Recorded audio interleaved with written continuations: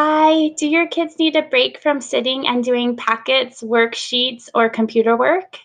Today I'm going to share an idea to get them up and moving and hopefully enjoying math more. I'm Amy Thomas, a mom and a teacher, and I am applying ideas I learned in the classroom to teaching at home during distance learning. Today, I'm going to show you how to use task cards and movement to make math more fun and hopefully more engaging for your kids. I created these task cards to help second graders learn to fluently add one-digit numbers. I am also planning on creating more task cards. First, you can print out the task cards for free from my Teachers Pay Teachers page, Amy Thomas Teaches. Or if your printer is not cooperating, like mine often is not, you can make your own task cards on index cards or cut up pieces of paper. Next, I put a masking tape donut on the back and I place the task cards around on the wall. You can also have your kids do that, which my kids love to do, although honestly, my 4-year-old had a meltdown after the last time we did it, so then I put the cards up myself. To make it more fun and challenging, you can hide the cards. I hid cards behind tapestries, behind storage bins.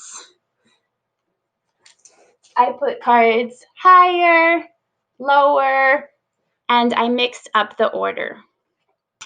Then I give my kids the recording sheet on top of a clipboard or a notebook along with a pencil.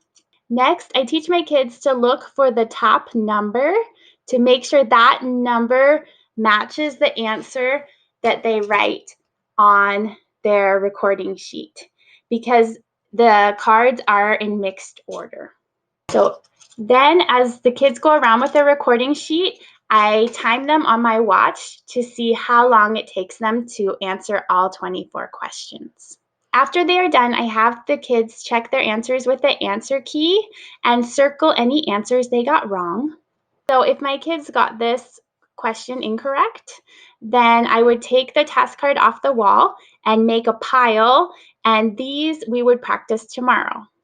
So on another day, I would set my timer for 10 minutes and see how many questions they could answer correctly in 10 minutes.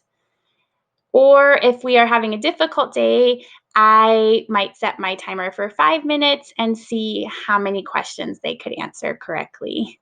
It's very flexible. I hope this activity helps make math more fun for your kids and increases their fluency. Take care, stay safe, and keep teaching. And please send me an email at amythomasteaches@gmail.com if you have other videos you would like me to make. Take care. Bye.